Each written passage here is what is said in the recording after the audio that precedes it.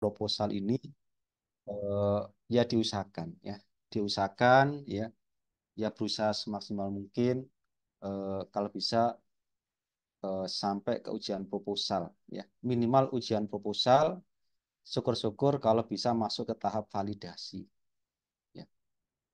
Jadi kalau Bapak Ibu sudah masuk ke tahap validasi, Bapak Ibu sudah punya data, data studi awal, data perangkat, dan data hasil validasi. Gitu. Jadi sudah punya beberapa data.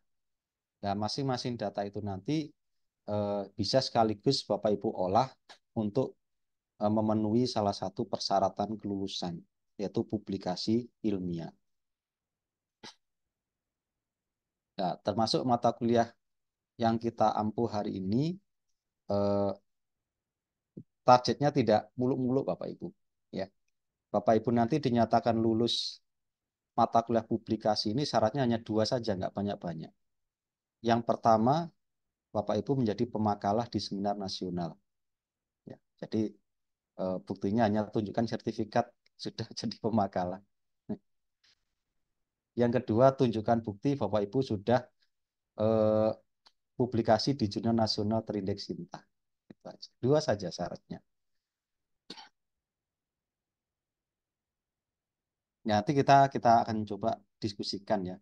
Intinya Bapak Ibu nikmati saja semua prosesnya. Insya Allah kalau Bapak Ibu rutin ya aktif mengikuti kemudian menjalankan instruksi yang diberikan, insya Allah akan sampai ke yang dituju. Bapak Ibu bisa jadi pemakalah dan publikasi di jurnal nasional terindeks Sinta. Dan harapan saya juga ini ya, kenapa ini kita tekankan ya, saya sangat berharap eh, mata kuliah yang Bapak Ibu ampu itu memang menjadi bagian dari penyelesaian tesis. Sehingga nanti eh, ketika Bapak Ibu tidak ada mata kuliah lagi, Bapak Ibu eh, sudah banyak ya tuntutan-tuntutan tesis yang sudah dipenuhi. Karena itu menjadi kelemahan ya. Kelemahan tahun-tahun sebelumnya itu ketika mahasiswa itu sudah tidak ada perkuliahan, masuk semester 4 itu sudah jarang ke kampus, jarang konsultasi, jarang bimbingan, menghilang tanpa jejak. Nah, ini. Jadi harapannya semester 4 nanti Bapak Ibu sudah tinggal penelitian saja, langsung ujian-ujian saja ya. Harapannya seperti itu. Makanya eh, jadikanlah kesempatan untuk mata kuliah yang diampu itu sekaligus untuk menunjang penyelesaian tesis Bapak Ibu. Nah, apa yang akan kita diskusikan hari ini, ya kita hari ini masih ke pengantar ya, pengantar dan kontrak perkuliahan. Intinya Bapak Ibu tidak usah pusing-pusing masalah publikasi. Yang penting kita ketemuan saja, nanti insya Allah akan selesai sendiri. Ya, karena ada sudah kita atur ya untuk kontrak ya, saya tampilkan kontraknya.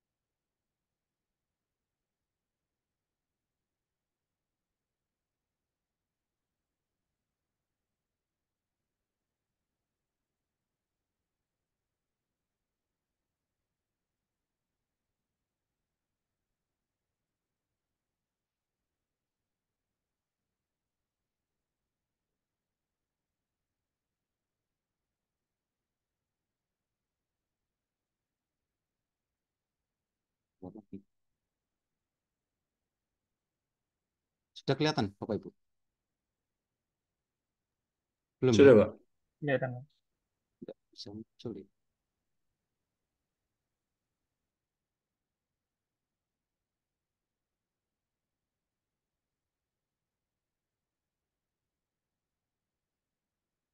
Sebentar.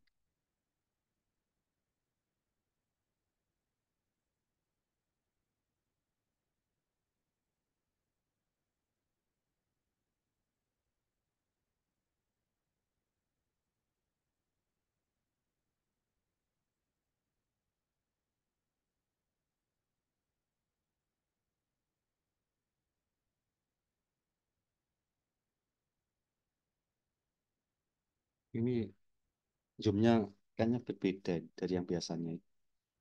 Oke, kita lanjutkan saja nggak apa-apa ya.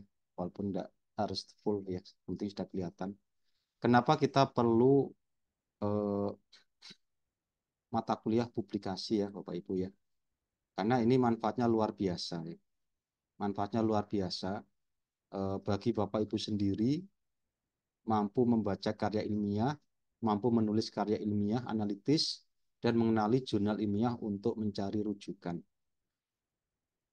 Dan juga bagi dosen Bapak Ibu nanti, pembimbing maupun prodi ya, memudahkan tanggung jawab terhadap keaslian karya bimbingannya, memudahkan pemenuhan angka kredit ya. Jadi dengan publikasi Bapak Ibu juga pembimbing terbantu untuk pengumpulan angka kredit. Dan bagi perguruan tinggi memudahkan menjalankan perannya untuk melaksanakan tridharma, menyemarakkan kehidupan kampus, meningkatkan reputasi PT. Ya. Bagi negara meningkatkan reputasi negara. Kenapa ini saya sampaikan demikian? Mungkin Bapak Ibu juga mendengar ya beberapa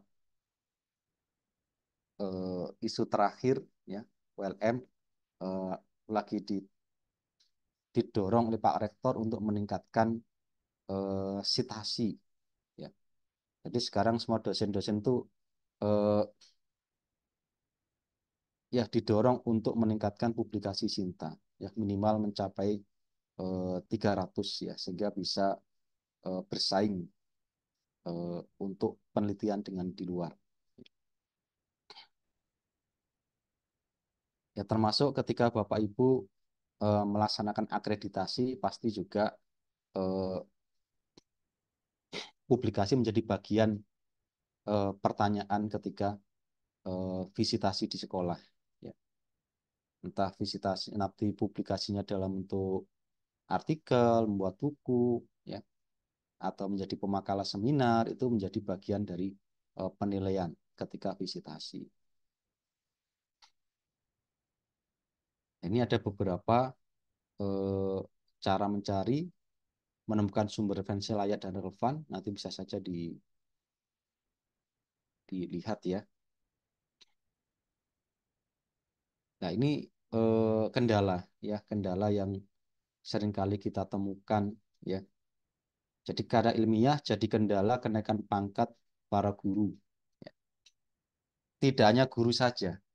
Jadi terkadang dosen-dosen itu juga banyak kendala kenaikan pangkat, terutama dalam hal publikasi. Ya. Termasuk eh, akhir-akhir lagi booming akhir-akhir ini, ya masalah 11 guru besar ULM yang bermasalah itu juga ada masalah kaitan dengan publikasi. Dan ini tidak hanya terjadi di ULM, ya eh, hampir semua universitas ya. Karena publikasi ini ternyata ya ada oknum-oknum tertentu yang menjadikan ini sebagai bisnis ya, sebagai ladang ya, ladang untuk mencari keuntungan yang luar biasa. Paling mudah mengenali jurnal-jurnal yang abal-abal itu mudah Bapak Ibu ya. Kalau Bapak Ibu ada kiriman dari apa chief editornya publikasi di jurnal yang cepat terbit itu ciri-ciri salah satu adalah ciri-ciri abal-abal. 1 minggu terbit berarti itu memang abal-abal. Karena jurnal-jurnal yang bagus itu butuh waktu yang lama. Termasuk publikasi di jurnal Sinta. Itu tidak bisa 1 minggu, 1 bulan terbit, tidak bisa. Paling cepat itu eh, 3 sampai 6 bulan. Ada yang bahkan 1 tahun. Makanya ini kenapa mata kuliah publikasi ini harus Bapak Ibu manfaatkan dengan baik. Karena untuk publikasi ini juga tergantung keberuntungan. Ya. Ada yang bisa langsung tadi bisa dalam beberapa bulan bisa terbit, ada yang bisa lebih dari 6 bulan. Ya, bayangkan kalau Bapak Ibu nanti membuat artikelnya di semester 4, ya, kalau tidak beruntung, hanya gara-gara publikasi bisa nambah semester. Ini kan sangat disayangkan. Makanya ini jadikan kesempatan mata kuliah ini, eh, tugas akhir dari mata kuliah publikasi ini upayakan menjadi syarat untuk keperluan kelulusan. Ya. Jadi di sini ada dua kemungkinan Bapak Ibu ya. Bapak Ibu mau publikasi hanya untuk lulus mata kuliah saja atau sekaligus untuk syarat kelulusan. Harapan saya bisa sekali menyelam sambil minum air gitu ya. Tidak dipisah-pisah ya. Jadi kalau ada yang mudah, kenapa harus dipersulit? Ini harus Bapak Ibu coba ya. Diusahakan ya. Nanti insya Allah kita akan bantu ya. Kita bantu untuk menyelesaikan tugas ini. Nah, terus apa sih kesulitan kita? Ini yang perlu Bapak Ibu renungkan ya. Apa kesulitan dalam menulis publikasi? Ya. Yang pertama adalah kesulitan dalam memahami topik. Ya. Mungkin Bapak Ibu merasa, loh, saya kan belum penelitian. Terus gimana saya mau publikasi? Berarti Bapak Ibu memang tidak memahami topiknya. Ya. Padahal untuk publikasi itu tidak mesti harus penelitian. Ya. Banyak data-data yang bisa digunakan untuk melakukan publikasi. Ya. Kalau Bapak Ibu kreatif, tesis yang Bapak Ibu susun itu bisa menghasilkan ribuan artikel, tidak hanya satu. Ya. Tidak hanya satu, bisa menghasilkan ribuan. Asalkan Bapak Ibu kreatif saja. Namanya orang kreatif itu melihat sesuatu dari berbagai sudut pandang. Ya. Melihat tesis dari mukanya dibuat artikel, melihat tesis dari belakangnya dibuat artikel, dari sampingnya dibuat artikel, dari kiri kanan atas bawah, ya, dari pojok kiri kanan atas bawah itu juga bisa dibuat artikel. Jadi sudut pandang itu sangat mempengaruhi eh, artikel yang akan dihasilkan. Bahkan setiap tahapan yang Bapak Ibu lakukan itu juga bisa menjadi bagian untuk dibuat artikel. Yang kedua, Bapak Ibu merasa keterbatasan literatur. Ya, nah, ini sebenarnya ini bukan menjadi alasan lagi ya. Karena untuk mencari literatur, saya yakin Bapak Ibu sudah nggak asing ya dengan Google Scholar. Itu cara paling mudah ya. Kita masuk Google Scholar, tinggal ketikkan kata kunci, ya. Misalkan penelitiannya tentang berpikir kritis, ya masukkan saja berpikir kritis atau eh, critical thinking, ya, atau kritis saja, ya itu sudah bisa melacak jurnal-jurnal yang diperlukan. Atau sekarang yang baru lagi, Bapak Ibu bisa memanfaatkan chat GPT. Ya. Bapak Ibu perlu informasi apa, ya cari di chat GPT, ya. Misalkan saya perlu informasi tentang berpikir kritis beserta sumbernya, ya coba dilacak di situ. Itu juga akan sangat membantu.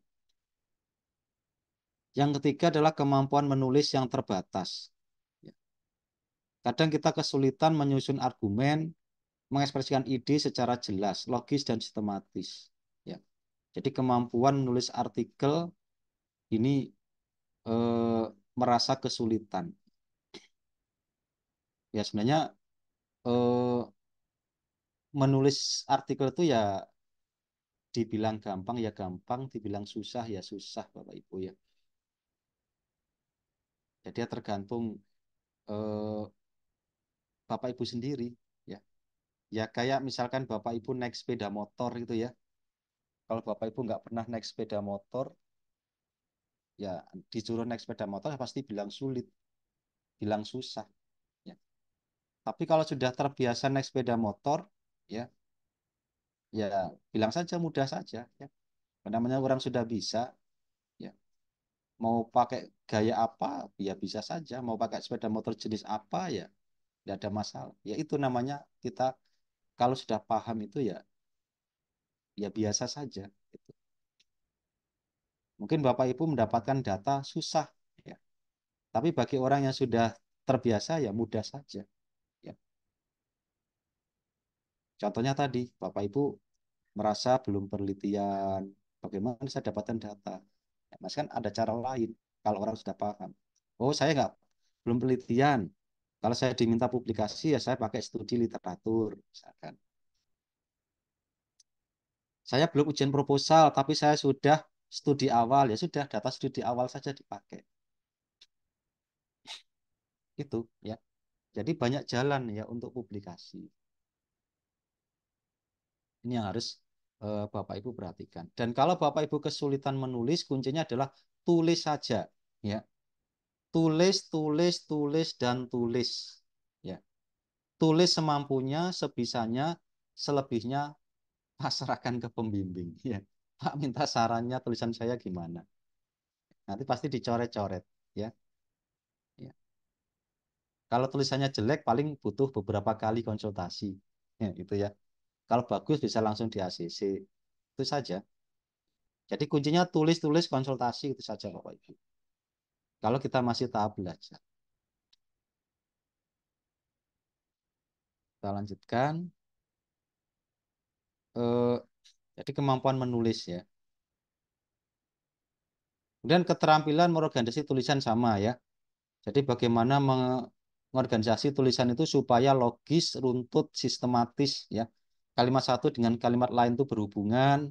Paragraf satu dengan paragraf lainnya itu saling berhubungan. Itu perlu diperhatikan. Plagiarisme dan kesadaran akan etika ya. Ini juga eh, yang menjadi kendala ya. Kendala kemarin 11 guru besar yaitu adalah permasalahan eh, etika ya. Ini yang eh, harus dipahami.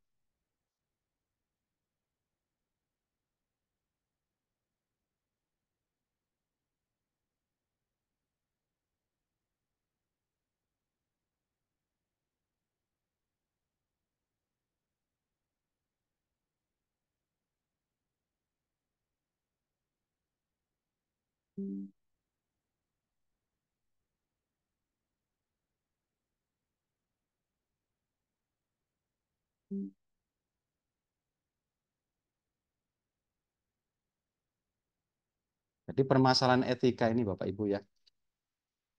Ya memang kalau kita ingin belajar kreatif ya. Kalau Bapak Ibu mengandalkan ide sendiri nggak akan dapat-dapat. Ya, satu-satu jalannya yang bisa kita lakukan adalah pertama lihat dulu ya, lihat punya orang lain, kemudian Bapak Ibu jiplak. Tapi setelah menjiplak harus dimodifikasi. Ini untuk menghindari plagiarisme. Ya. Maka begini tadi yang saya sampaikan, kalau Bapak Ibu memang tidak bisa menulis, yang penting tulis saja dulu. Ya, tulis saja dulu. Tulis sebisanya. Walaupun hasilnya tidak karu-karuan, yang penting tulis. Ya. Nanti setelah ditulis, dibaca lagi, oh kok kurang pas ya di otak adik. Ya. Ditambah, dikurangi, akhirnya kan ketemu sendiri. Itu ya. Jadi harus diperhatikan ya. Kalau memang mengambil punya orang lain, maka harus dituliskan sumber citasinya supaya tidak terkena plagiasi. Manajemen waktu yang buruk. Nah, ini yang harus diperhatikan ya Bapak Ibu ya.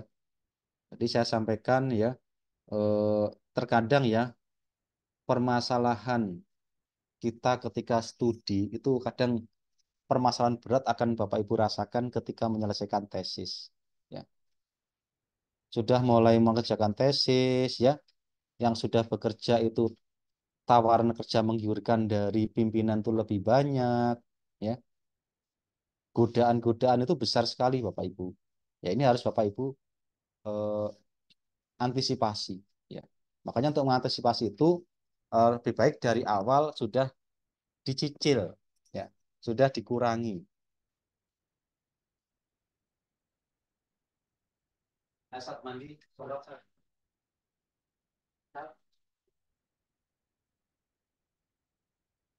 ada mandi.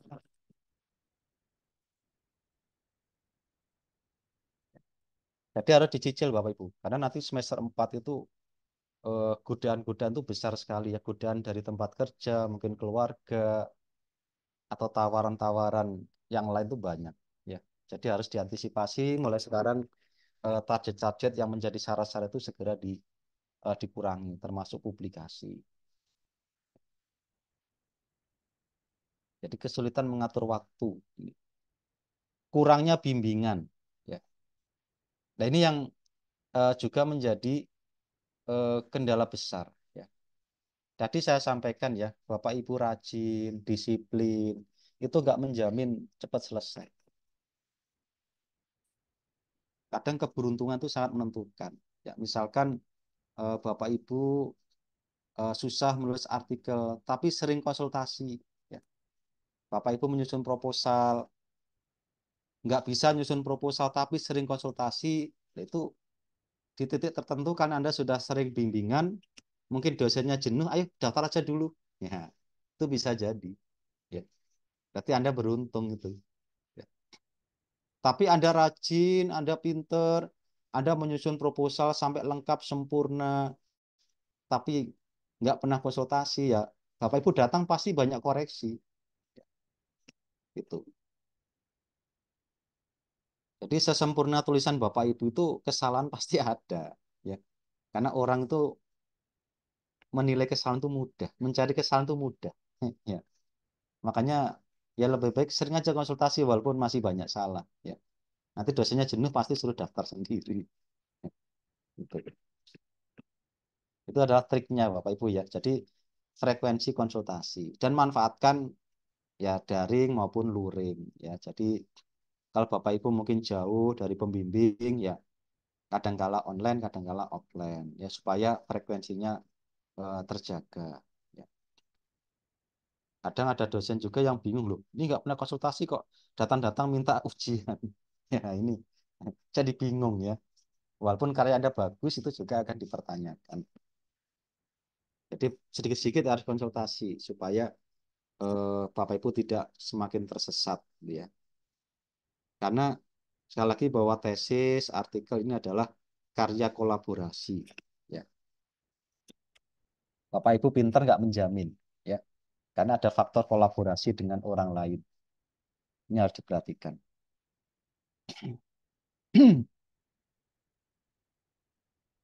Ya. Keterbatasan metodologi penelitian. Ya. Sebenarnya untuk masalah metodologi, permasalahan metodologi itu kalau Bapak Ibu kreatif itu lihat aja contoh yang ada. Misalkan Bapak Ibu nanti penelitiannya menggunakan data hasil validasi. Ya. Kalau bingung metodologi, ya cari contoh-contoh artikel yang terkait dengan hasil validasi. Ya, nanti ikuti aja itu contoh yang ada itu. Gitu. Bapak Ibu membuat artikel menggunakan data studi awal, ya cari minimal 5 artikel yang di situ membahas tentang datanya adalah data studi awal. Jadi kenali bagaimana latar belakangnya, bagaimana metodologinya, bagaimana cara membahasnya. Ya, di awal-awal adalah cari contoh dulu, kemudian ikuti sesuai dengan contoh, nanti kalau sudah jadi tinggal dimodifikasi ya, supaya menjadi milik sendiri, supaya bebas plagiasi. Gitu ya. Jadi pakai prinsip ATM ya, amati, tiru, modifikasi. Ya. Untuk metodologi itu banyak sekali metodologi yang bisa digunakan Bapak Ibu ya. Banyak sekali ya. Jadi kalau Bapak Ibu bingung, cari aja contoh yang ada. Ya. Ketik aja di Google Scholar artikel studi literatur misalkan. Studi awal, silakan dicari. Validitas ya. Jadi kata kunci bisa dimasukkan. Nanti cari minimal 5 dari jurnal yang kalau nasional yang terindeks Sinta atau internasional yang eh, itu bisa menjadi contoh. Kita lanjutkan. Kesulitan dalam menganalisis data ini juga sama ya. Jadi kadangkala kita dihadapkan dengan data kuantitatif, data kualitatif. Ini eh, bisa saja ya. Jadi kalau Anda kemarin ikut ujian proposalnya Bu Iva ya maupun Bu Elva ya di KFT kan ada analisis engine dan ada analisis statistik ya. Dari analisis engine saja itu bisa dibuat satu artikel. Kemudian dari data analisis statistiknya juga bisa dibuat satu artikel ya gitu. Jadi data keevitan saja itu bisa jadi beberapa artikel ya. Jadi satu penelitian tesis itu Bapak Ibu bisa membuat artikel data studi literatur ya. Kalau belum penelitian, data studi literatur itu pun ada 3 versi ya. Proposal Anda kan mengandung variabel utamanya kan ada variabel masalah ya. Ada masalah, ada solusi,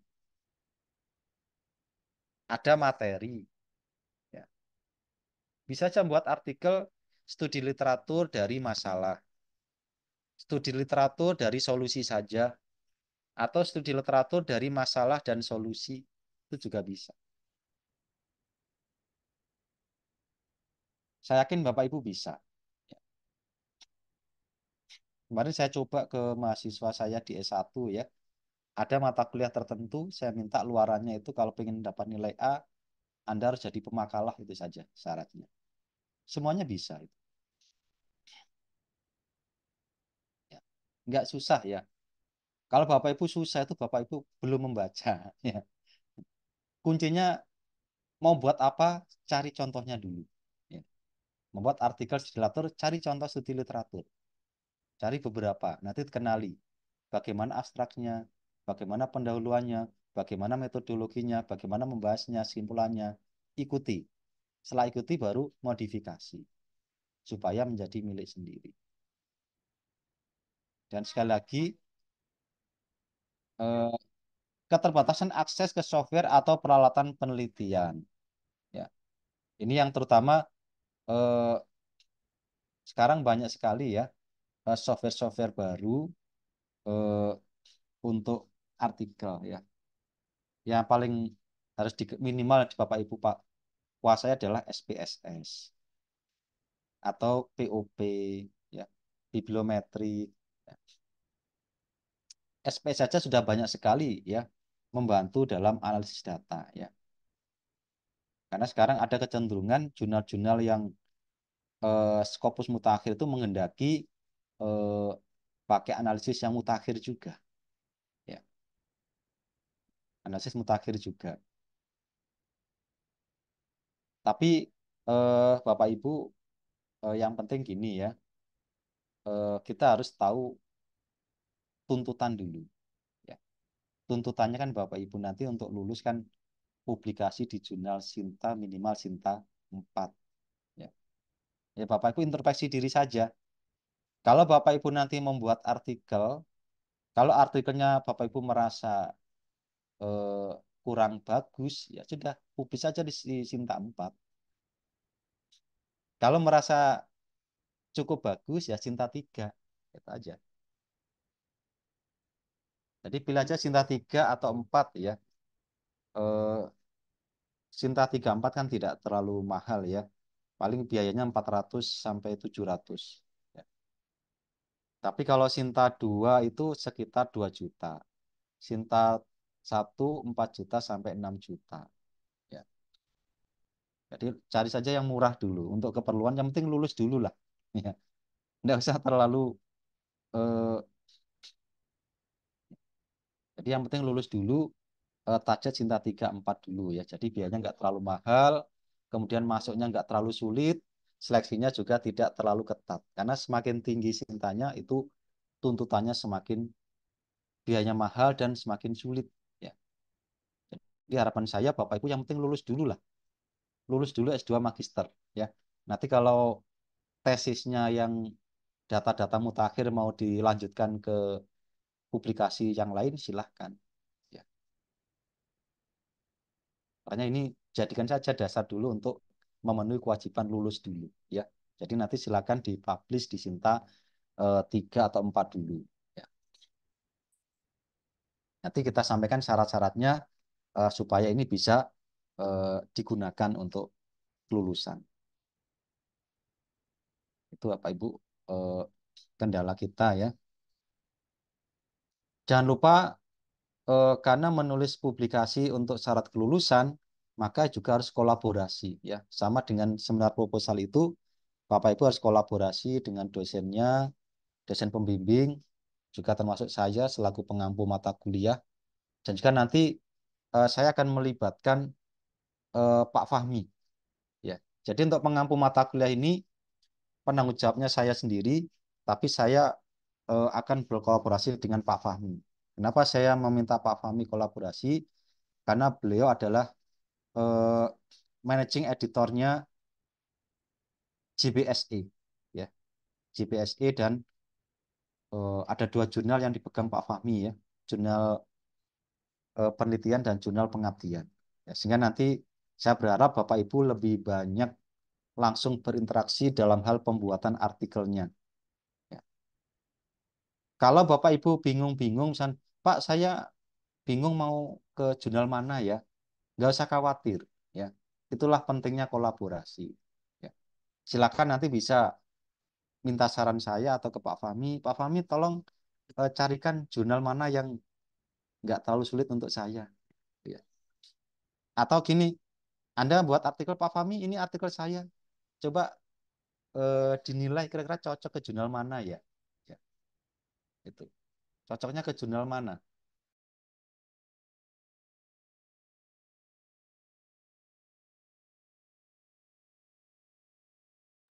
Ya.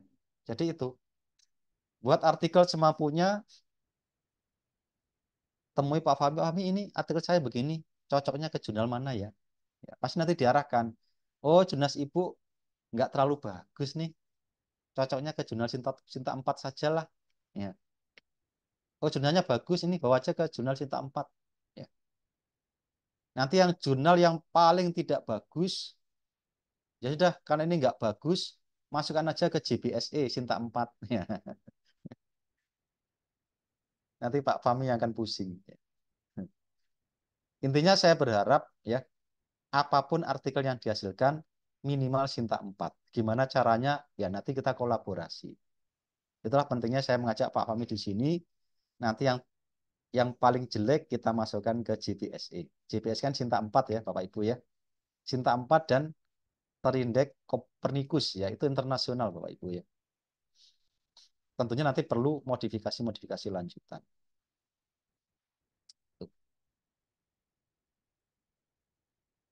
Bisa lanjutkan. Ini latar belakang ya. Ini terkait etika ya Bapak Ibu ya. Etika di dalam publikasi tolong diperhatikan ya. Tadi namanya publikasi kan sistematisasi publikasi yang dilakukan berdasarkan peer review dengan tujuan untuk mencapai tingkat objektivitas yang tinggi. Ini ada kata kuncinya adalah peer review. Ya. Jadi kualitas jurnal itu sangat ditentukan oleh kualitas dari peer review. Ya. Semakin ketat, semakin sulit itu menunjukkan jurnalnya semakin berkualitas. Ya. Semakin ketat, semakin sulit, semakin lama itu artikelnya berarti semakin berkualitas. Ini yang perlu diperhatikan. Ya, kalau Bapak Ibu punya artikel yang tidak terlalu bagus, ya masukkan aja Sinta, Sinta ke-6, Sinta ke-5, itu mereka butuh artikel. Ya, mereka butuh artikel. Tapi kalau jurnal Sinta 3, 4 itu sudah mulai ketat. Ya, mulai ketat. Itu minimal tadi ya 4 sampai 6 bulan baru bisa terbit ya dengan beberapa kali revisi. Kalau Sinta 5, 6 kadang mereka yang merevisikan karena mereka butuh segera masuk artikelnya. Ya. Tapi kalau sudah Sinta 2 ini yang mulai ketat ya. Sudah ketat, mahal lagi, lama lagi waktunya. Apalagi Sinta 1 itu sudah hampir menjadi Scopus ya. Ada beberapa Sinta 1 yang sudah Scopus. Makanya Bapak Ibu sekali lagi saya tekankan ya, ya harus tahu kondisi dulu Jadi minimal publikasi untuk memenuhi syarat kelulusan. Kalau itu sudah dipenuhi, sudah punya jurnal Sinta 4, nanti kalau selebihnya mau mencoba ke Sinta 1 2 silahkan. Ya, silakan saja, tidak masalah. Ya, untuk menyenangkan pembimbing. Tapi sementara senangkan diri dulu sendiri. Ya, target kelulusan terpenuhi. Baru senangkan pembimbing kalau ingin ke Sinta 1 atau 1. Etika publikasi ilmiah. Ya. Etika di sini pertama ya, Bapak Ibu harus memastikan bahwa asal perolehan materi atau sampel adalah legal ya. Jadi kalau penelitian di sekolah ya harus ada surat izin ya, ada pemberitahuan. Sesuai dengan standar prosedur, kalau penelitiannya terhadap manusia dan hewan ya harus memperhatikan etika. Cara mendapatkan data benar, data diinterpretasi secara objektif.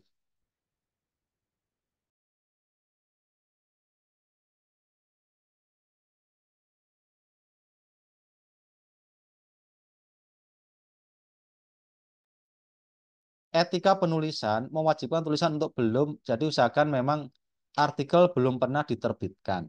Ya, makanya tadi walaupun satu tesis, tapi ini bisa saja dilihat dari berbagai sumber ya, data studi awal, data validasi, data kepraktisan, keefektifan, atau data keterlaksanaan, itu juga bisa ya, masing-masing dibuat artikel. Bersifat orisinil dan bebas dari fabrikasi, falsifikasi, plagiasi, duplikasi, dan pelanggaran hak cipta atau isi. Ya. Memasukkan pihak-pihak yang berkontribusi sebagai penulis atau sebaliknya tidak memasukkan pihak yang tidak berkontribusi dalam penelitian. Memberikan urutan pengakuan pada penulis sesuai dengan kontribusi dan mencantumkan afiliasi tempat bekerja. Harus hati-hati, kredibilitas penerbit atau jurnal ilmiah perlu dicermati oleh penulis. Ya, ini. Jadi sekarang ini tadi saya sampaikan ya, sekarang ini jurnal itu seperti industri. Ya. Banyak orang menggunakan jurnal ini sebagai bisnis. Ya. Kalau Anda tidak hati-hati, Anda terjebak, maka Anda akan tertipu. Ya. Jadi banyak jurnal abal-abal, banyak jurnal abal-abal berkeliaran. Ya. Banyak joki-joki juga berkeliaran. Jadi kalau ada joki itu sudah luar biasa biayanya ya. Tapi kalau orangnya sudah butuh jurnal, tidak peduli lagi. Ya, contohnya jurnal Scopus itu kalau publikasi membuat sendiri paling 15 sampai 20 juta itu selesai. Tapi kalau ada joki bisa 80, bisa 100 juta itu kadangkala eh, bisa lebih. Ya. Ini Anda harus hati-hati. Apalagi yang ada yang sudah pakai joki, kemudian jurnalnya itu abal-abal lagi. Waduh, ya. Sudah habis uang banyak, ketipu lagi.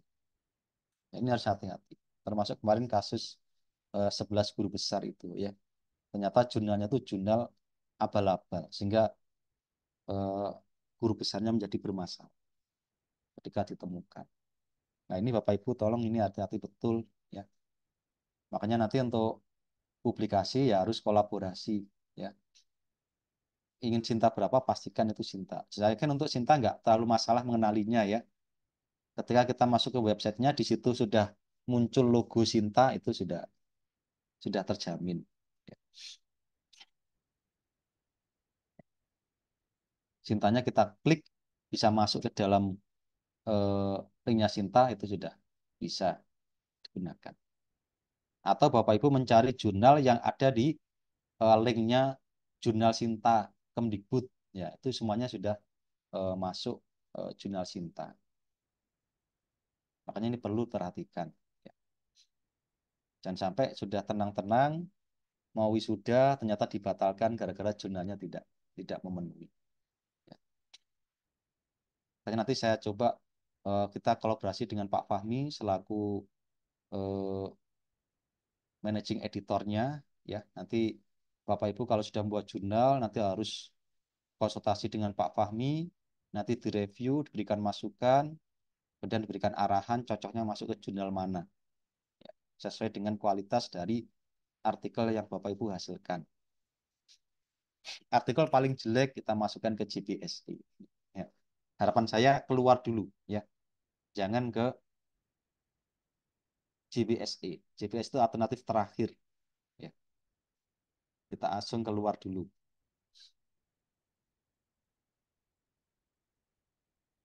Tapi nggak usah khawatir, yang penting dijalani saja, Bapak Ibu, ya. Oke, kita lanjutkan. Ya, ya, ini yang tadi saya sampaikan Bapak Ibu, ya. Modal untuk menjadi penulis pertama perlu kemauan keras, ya. Membaca banyak artikel yang variatif, mempunyai banyak referensi, ya, baik yang sudah ada di dalam pikiran, buku internet, kreatif, mau masa diri menulis, percaya diri bahwa tulisannya benar dan akan dibaca orang. Ini ada ilustrasi, ya. Kalau ingin eh, pandai menulis, kuncinya adalah menulis, menulis, dan menulis itu saja, ya. Bisa nggak bisa, yang penting tulis, ya. Apa yang sudah ada di dalam pikiran, tulis saja, ya.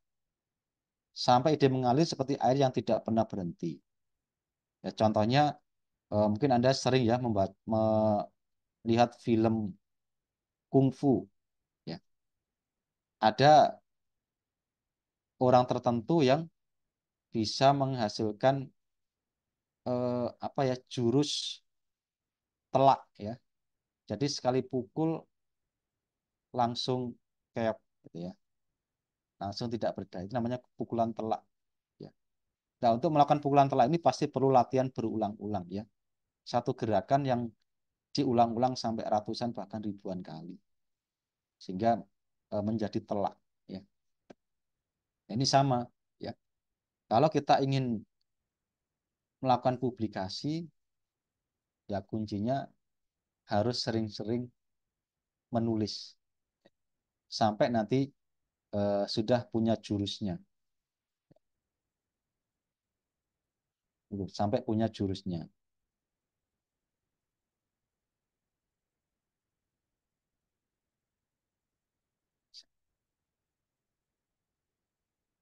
Oke, sekarang kita ke kontrak, ya. Ini untuk memahami apa yang harus kita lakukan nanti selama 1 semester, ya. Oh, maaf ini ya, ini Mas IPA, ya, saraf. Ini kontraknya, ya. Jadi kontraknya nanti pertama hari ini kita masih pengantar, ya, pengantar perkuliahan dan manfaat perkuliahan. Tadi saya sampaikan di awal. Nanti minggu kedua kita akan diskusi tentang konsep publikasi dan artikel ilmiah. Dan kita akan diskusi bagaimana mencari dan menemukan sumber referensi jurnal nasional terindeks, internasional bereputasi yang layak dan relevan. Nah, ini ya yang akan kita target minggu depan, ya. Jadi kita masih diskusi, ya. Bapak Ibu santai dulu, enggak apa-apa. Minggu ketiga kita akan diskusi terkait dengan komponen-komponen dari artikel ilmiah, ya. Mulai dari studi literatur, studi awal, hasil validasi, hasil uji kepraktisan, uji keefektifan, penelitian eksperimen, dan keilmuan IPA. Ini bukan biologi tapi IPA, ya. Ilmuwan IPA, ya, termasuk biologi, fisika, kimia, nanti bisa kita kaji, ya. Jadi ini ya Bapak Ibu, ya. Jadi sumber-sumber artikel itu bisa dari studi literatur, studi awal, hasil validasi, uji kepraktisan, uji keefektifan, penelitian eksperimen, keilmuan biologi. Maksudnya penelitian eksperimen itu nanti kan ada, ya. Contohnya kemarin kalau Anda melihat eh, proposalnya Bu Elva kemarin kan dia ketika masuk ke implementasikan pakai kelas eksperimen, ya. 2 kelas eksperimen itu saja sudah bisa diangkat, ya. Mungkin ada juga teman Anda yang satunya kelas eksperimen, satunya kelas kontrol. Nah, itu juga bisa diangkat, itu saja yang diangkat akhirnya menjadi penelitian eksperimen, ya, walaupun eksperimen itu adalah bagian dari penelitian pengembangan. Jadi artikel itu hanya bagian kecil ya, bagian kecil dari data yang diangkat ya. Datanya kecil tapi dibahas secara mendalam. Itu maksudnya Bapak Ibu ya. Ambil data kecil tapi kaji secara mendalam dalam satu artikel. Kita akan mengkaji komponen-komponen artikel. Pertemuan keempat, kita akan diskusi bagaimana cara menyusun artikel. Bagaimana menyusun eh, judulnya, menyusun abstraknya, latar belakangnya, metodenya kita akan diskusi itu. Baru pertemuan 5 sampai 15 Bapak Ibu kerja mandiri menyusun artikel dan sampai submit ke jurnal. Nanti akan kita dampingi submitnya. Jadi di pertemuan 5-15 Bapak Ibu eh, bekerja secara mandiri dan kelompok menyusun artikel, konsultasi, diskusi, kemudian submit ke jurnal. Nah, untuk luaran dari mata kuliah ini, UTS-nya adalah Bapak Ibu menjadi pemakalah seminar. Nanti bisa saja bertim maksimal 2 orang. Ya, jadi silakan untuk seminar ini bisa 2 orang membuat satu artikel. 2 orang membuat satu artikel bisa. Atau mau sendiri-sendiri silahkan ya. Jadi maksimal 2 orang. Kemudian untuk UAS-nya submit di jurnal nasional terindeks. Ya. Kalau bisa minimal Sinta 4 ya. Sinta 3 dan 4 lah. Gitu.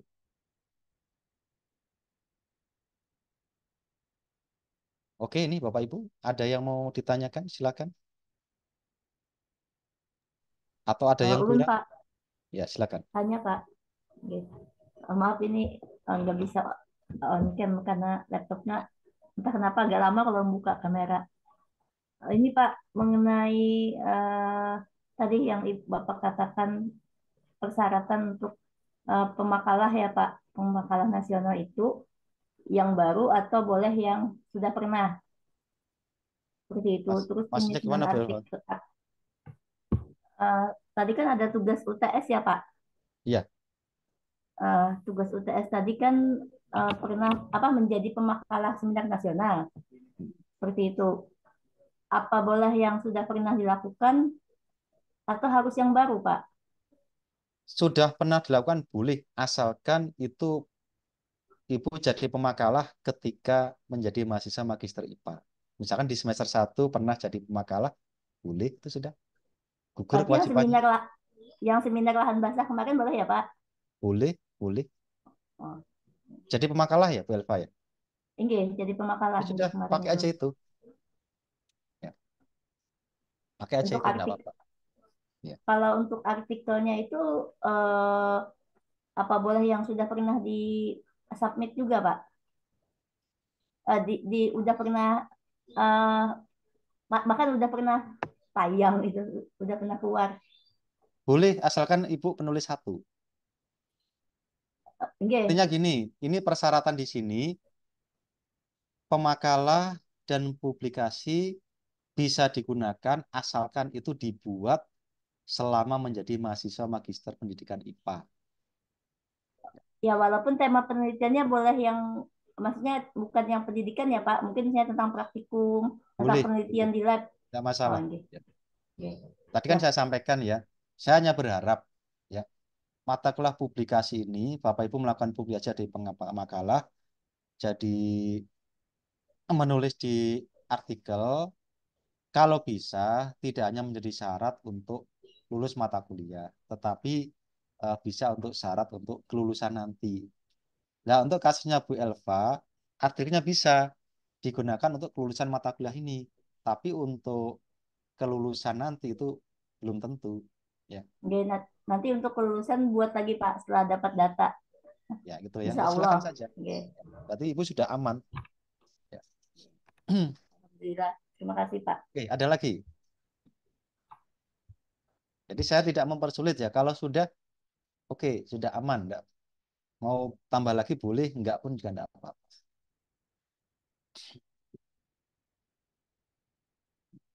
Udah sih pernah publikasi?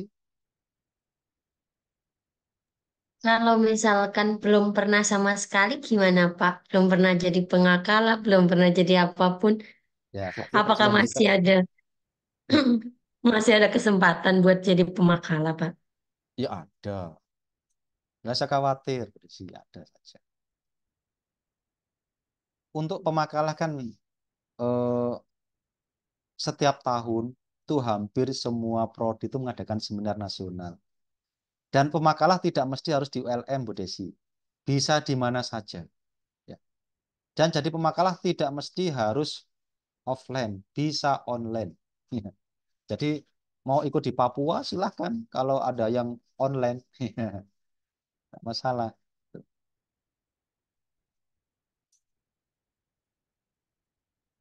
Itu ya.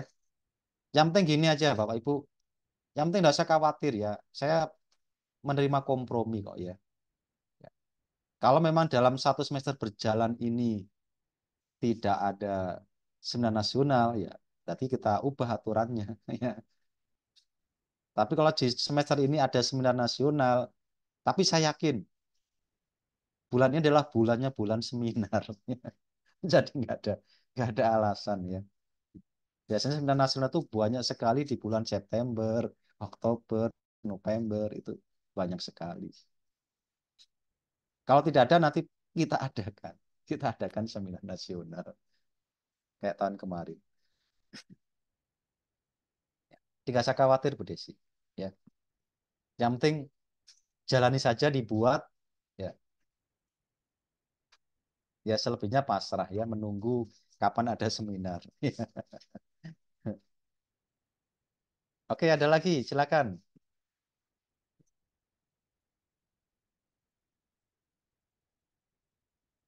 Pak Rahmat pernah publikasi S1 ya? Kalau kalau yang publikasi skripsi itu pernah Pak, terus pemakalah pernah juga, cuman pas S1. Yang S2 ini belum ada Pak. Tidak bisa dipakai itu. Iya. Harus publikasi selama menjadi mahasiswa SD.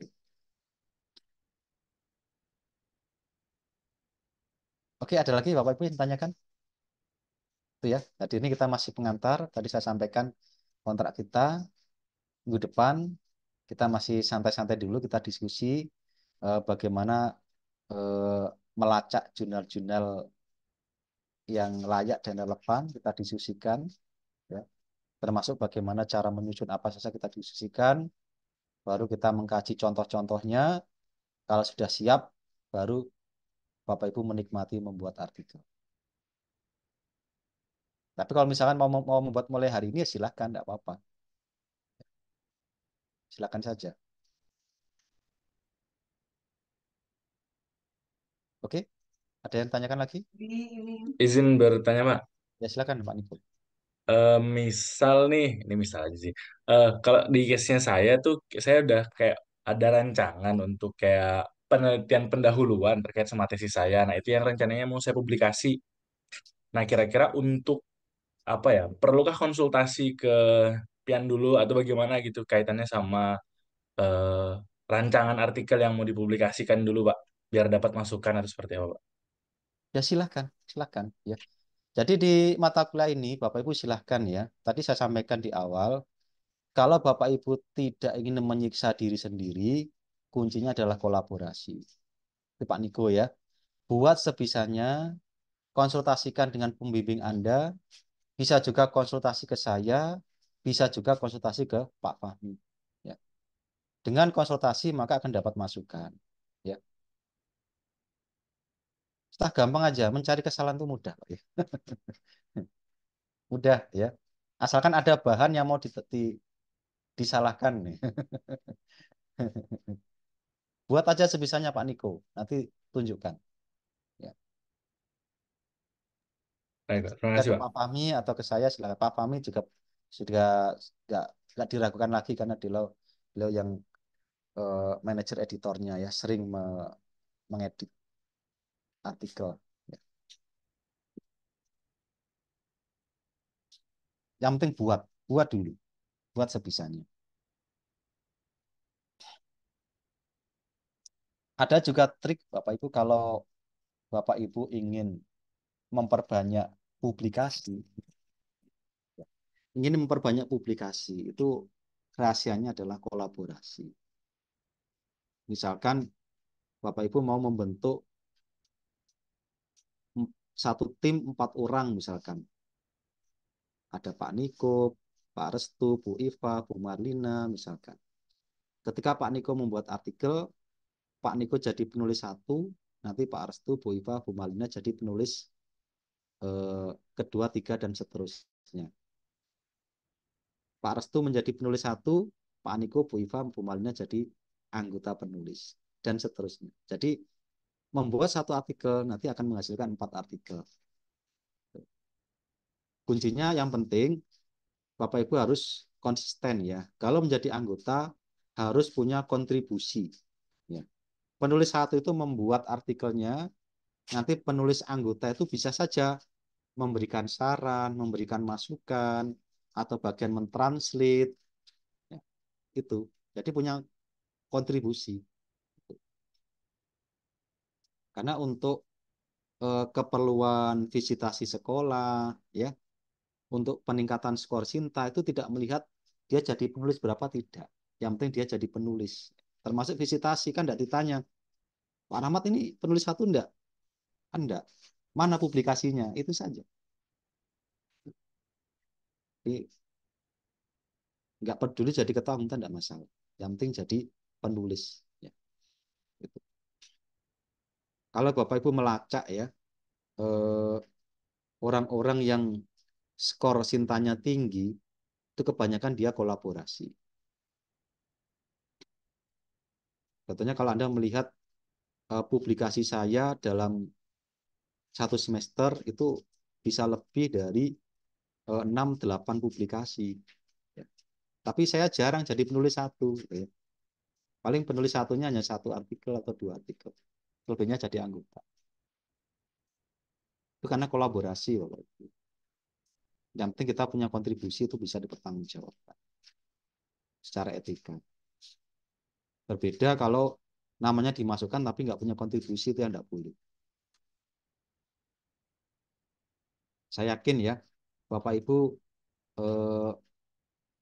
mengambil S2 Magister IPA ini, semua yang ada di sini adalah calon-calon orang sukses semuanya kebanyakan. Pasti sukses semuanya insya Allah ya. Sehingga nanti Bapak Ibu punya jaringan kuat ya dengan sesama orang sukses. Ini akan banyak jaringan bisa dibentuk nanti setelah lulus ya. Asalkan memang ketika kuliah Bapak Ibu kompak ya, saling bantu membantu, saling kerjasama. Nanti setelah lulus itu enak sekali ya. Jaringan pertemanannya luar biasa.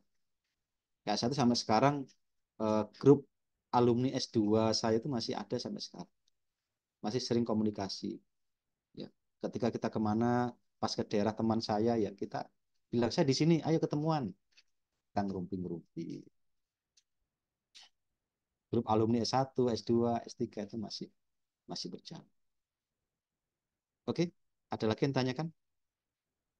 Ya intinya gini Bapak Ibu, nggak usah terlalu dipikirkan, nggak usah terlalu pusing, yang penting dijalani saja, kita ikuti kuliahnya, kita rasakan konsep-konsepnya, dan kita nikmati cara pembuatannya. Yang penting buat saja semampunya, kemudian kolaborasi. Ya. Buat konsultasi nanti akan ketemu sendiri, ya hasil akhirnya.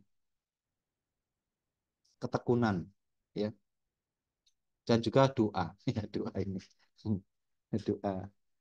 Doakan orang yang terlibat itu selalu sehat dan dibuka hatinya untuk mempermudah kegiatan Anda.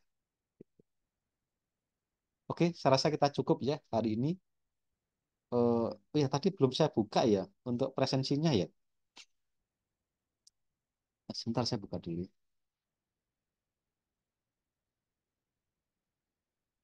Oke, ada yang mau ditanyakan? Saya rasa cukup ya. Kita ketemu lagi minggu depan. Nanti kita sepakati jadwalnya ya sebelum kita kuliah supaya tidak salah jadwal lagi. Setelah ini saya buat daftar hadir, tolong diisi ya. Oke, mari kita akhiri pertemuan kita hari ini dengan ucapan syukur alhamdulillah. Alhamdulillahirrahmanirrahim. Assalamualaikum Alhamdulillah. warahmatullahi wabarakatuh. Waalaikumsalam. Waalaikumsalam. Waalaikumsalam. Makasih, Pak. Terima Mari kasih ya. Pak. Terima kasih, Pak. Makasih.